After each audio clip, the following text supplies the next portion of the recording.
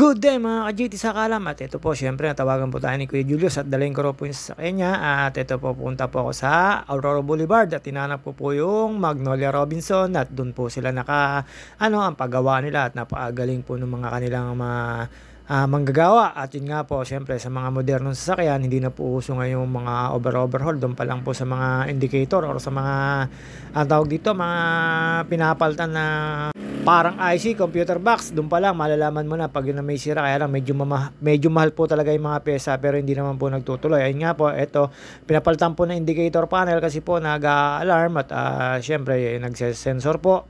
Yun naman po talaga yung medyo may kamahalan lang po kasama gawa. At yun nga po, ito dumaan po tayo sa may papuntang Pasig. Ito po yung C5 sa may market, Aura, lahat po dinaan natin dito. At yung kay Mayor Vico Soto, idol, napakagaling po yung mayor.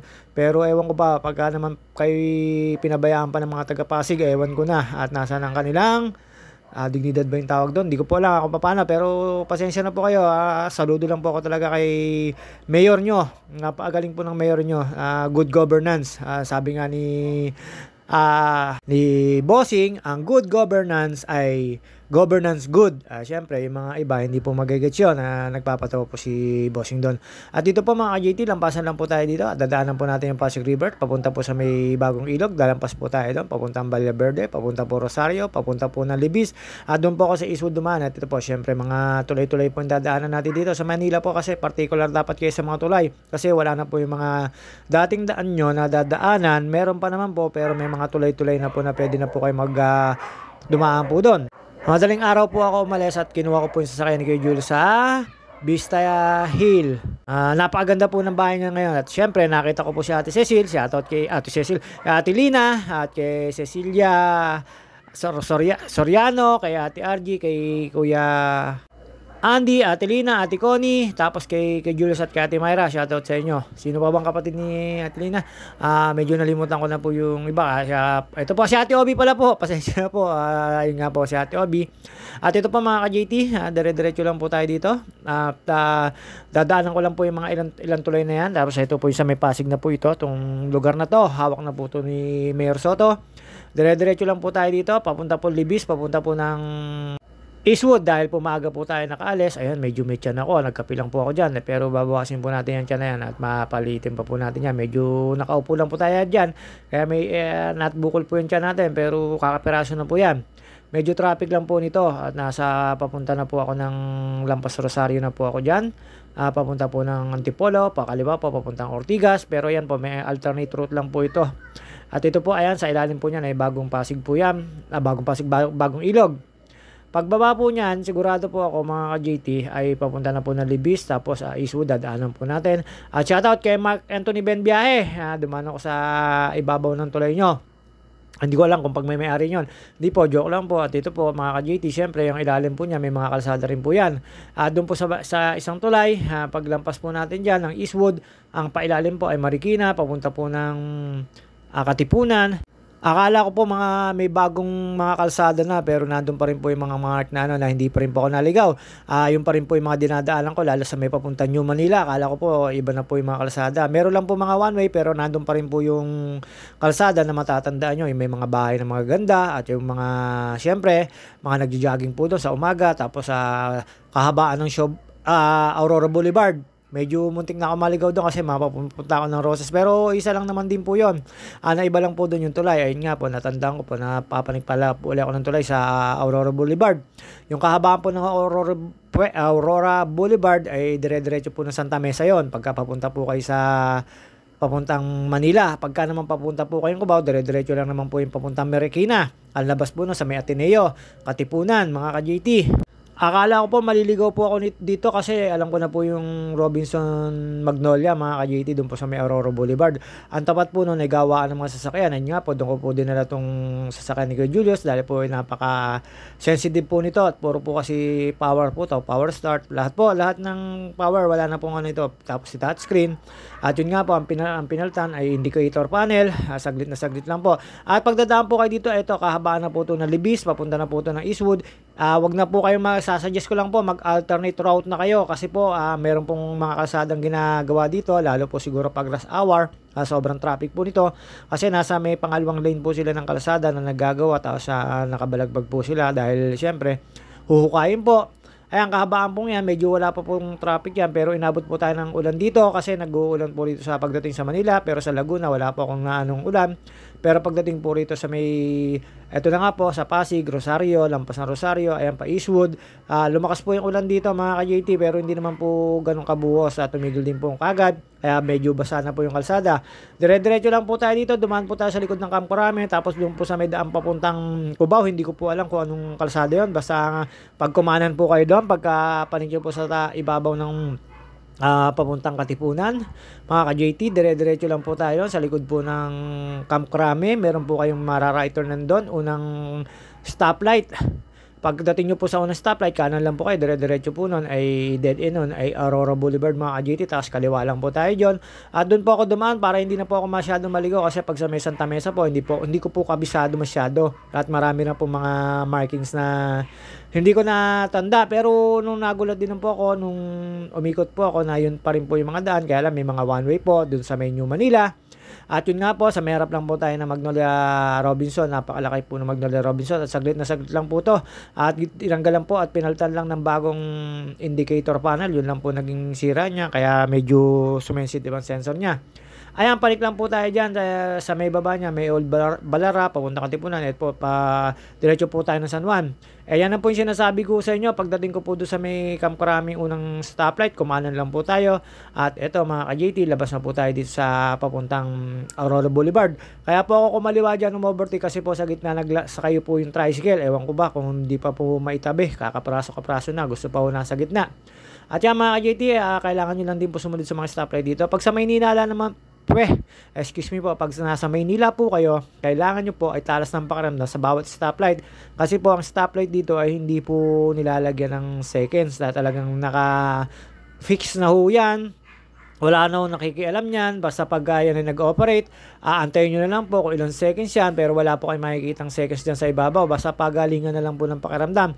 Eto po, nasa ilalim na po tayo ng Aurora Boulevard. Eto pong way na to, papunta po ito ng Santa Mesa, dire-diretso lang po yan, meron din itong papuntang Roses, Quezon City. Eto, pagkakalang ko, sakop na po ito ng Quezon City. At kung pabalik naman po kayo, yung sinasabi ko, papuntang Marikina, papuntang Ateneo, Kalayaan, mga ka-JT, tapos marami po mga school doon, papuntang Quezon City, Old Balara, Novaliches, Quezon City, may daan din po doon, kaya lang medyo maliligaw po kayo, pa Marikina, pa Cogyo, pa Antipolo, meron din puntaan dyan pagpabalik po kayo. Pero ito po, syempre, papunta po tayo sa may New Manila at nandun po yung pupuntahan natin, itong paggawaan ng sasakyan at distributor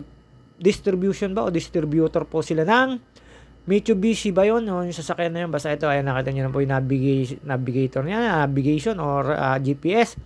Nakita nyo naman po, hindi ako gumamit ng GPS kasi syempre medyo nakakadaan na po ako dito nung panahon na nagdadrive po ako sa isang boss ko rito nung tayo kasagsagan pa ng pagtatrabaho.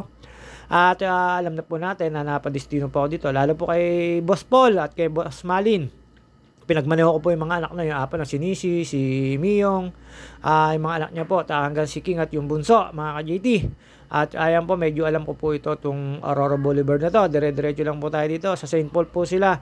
Paikot lang naman po ito, mga ka-JT. Pag diniretso nyo po ito, papunta Santa Mesa, may daang Green Hills po, may daang Espanya, may daang Pamanila, may daang Paquiapo.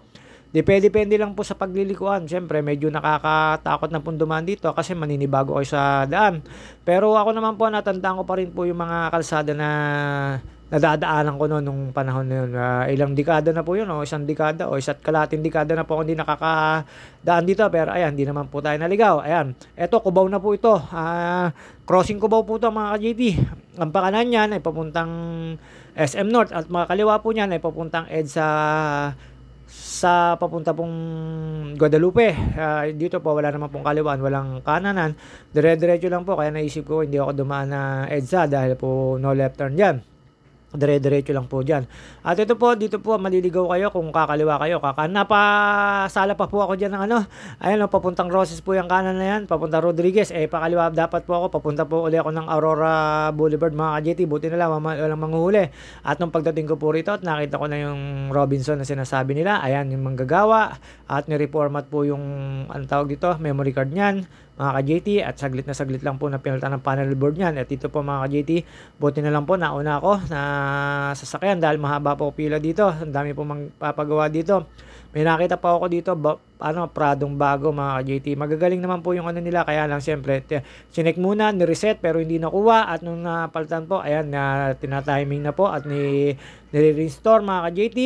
At ayun po, siyempre, hindi man pwedeng hindi re-restore yan mga ka-JT dahil bago na po yung panel niya.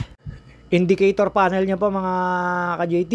At yun po, pagtapos po niyan, syempre, ikot na po tayo. Ito yung sinasabi ko, kala ko maliligaw ako. New Manila na po ito. Tapos, marami po mga artista nakatira dito. Marami rin po ako nakikita dati dito mga artista. Yung mga sikat na personal na tao at yung mga nasa gobyerno. Ayan, syempre, magpapakit po muna tayo. Natutuwa po ako na hindi po nabago yung New Manila. Natatandaan ko pa rin po. Syempre, ako naman po ay tamad-tamad gumamit ng Waze, kasi po ang Waze kung saan patadaanan minsan one way, tapos baka na ano pa po tayo mahuli. Mahirap po sa Maynila pag nahuli kayo, ang hirap po kumamot ng ulo, lalo pagka hindi Makati, nagiging Makati, lalo pagka gusto ko yung parahin. Ewan ko, hindi naman po lahat mga ka-JT, may mga encounter lang po ako. Tapos ito po, syempre ikot na ulit tayo sa papuntang Aurora, pauwi na po tayo. At dito po nag-decide ako na medyo maaga pa po kasi hindi pa po talaga traffic sa EDSA, manaka-naka pa lang po. Doon na po ako nag-decide dumaan. At ayan po mga ka-JT, ayan po yung sinasabi ko sa inyong isang mall na Magnolia. Nasa tapat lang po niyan yung pinagpagawan ko mismo, yan sa kabilang kalsada na yan. Makikita nyo po dyan yung pagawaan. At ayun naman po, ano po sila, upgrade po yung paggawa nila, tsaka upgrade din po yung mga kaalaman nila. Eto, balik po tayo sa may Cubao Crossing mga ka-JT. At dito po magdi-decide na ako na mag-EDSA. Pagdating ko po rito, syempre yung mga pampaserong jeep na yan, mga biyaheng hindi ko po alam kung Kogyo o Montalban or Marikina, basta yan na, dire-diretso lang po yan. Maraming mga jeep na yan, alam nyo naman po yan kung saan gawa yung jeep na yan. Hindi pa rin maiiwasan sa kanila na magsakay sa gitna ng kalsada kahit po nakakaabala sila sa traffic. Hindi ko na po sila binusinahan kasi useless din naman, naka-stop. At ito po, kanan na po tayo dito. Pagdating po dyan sa may crossing Cubao, at dire-diretso na po ito. At ayan po mga ka-JT, dadaan po tayo sa harapan ng Camp Crame. At dadaan po tayo sa dating papuntang bahay ni Boss Paul at Boss Malin sa may Pitwason. Ayun po, pagkakaalam ko, natatandaan ko pa rin po mga ka-JT, ilang taon din po ako dito, tapos bago po ako na-destino ng may Kawayan, Bulacan. Marami po akong pinag-drive, marami po sa shuttle, sa truck, sa bus, marami po rin ako, lalo po yung family driver. Kaya kinasawaan ko po pag magmaneho ng family driver mga ka-JT. Hanggang sa on-call na lang po tayo. Sa on-call siyempre medyo tawag-tawag na lang tayo, on-call nga eh. Pero malimit po ako ilang araw o pwede po sa akin 1 week o 1 month, basta ang accommodation ko ay sapat mga ka-JT. At ito nga po, dire-diretso na po tayo dito, papunta na po tayong Guadalupe. At syempre mga ka-JT, hindi na rin po tayo magtatagal dito at bawal po dito yung lagi kayo may hawak ng camera at sisitahin kayo, lalo ang MMDA, naka-centralized din po ata yung ano yan. Aabot din po sa LTO yung kanilang ticketing system, na alam ko na-upgrade yan sa LTO, kaya pagka po nahuli kayo dito, sigurado po magkaka-record kayo sa LTO. Ako okay din naman magka-record kasi ganun din naman, 5 years lang din naman bibigay sa akin. Lagi na lang naman po 5 years. Ewan ko ngayon na wala po akong nagiging huli. Dati po wala naman po akong violation, pero 5 years lang din po ang binigay sa akin. Ewan ko sa LTO, pasado naman po ako sa exam. At yun nga lang po, syempre iniingatan ko rin po, gusto ko rin po mga 10 years, pero kung ibibigay 5 years okay lang. At least may license ako mga ka-JT. Kailangan ko po kasi ang license sa mga kasakalam JT, lalo pagka on-call tayo. At shoutout nga pala po kay Edwin Inolba, kay Elvis Puwalagaya, kay Jason Membrot, kay Wilbic Abalos, at sa lahat po ng mga tropa natin na nagpapa-shoutout, kay Denok Alasanas, at sa lahat na nakakalaro kong sa basketball, at kay Pisang Kadyo at kay Sir Gilbert Aguirre at sa asawa niya, shoutout po sa inyo. At dito po, galing tayong Quezon City, Cubao, at lampas po tayo sa may Aurora. Hanggang dito na lang po tayo, mga ka-JT sa Kalam. At kailangan po natin umuwi na dahil gawa na po yung sasakyan. At yun nga po, pag uwi ko, dumaan naman po kay Ate Lina. Nakita ko rin po si Ate Lina, sininong ano lang, hindi ko nakita. At yun nga po mga ka-JT, ayun na, nakita nyo naman po, bawal na bawal pong tumawid dyan. Hindi po ako sumusubok dyan sa may bus lane mga ka-JT, mahirap na po matikitan. At yun nga po, tis-tis lang po tayo sa traffic dito. Sumunod lang po tayo sa batas trapiko para hindi po tayo nahuhuli ng MMDA at bawal naman po talaga dyan sa bus lane. Hindi na po ako sumubok gumit na dyan kahit po open.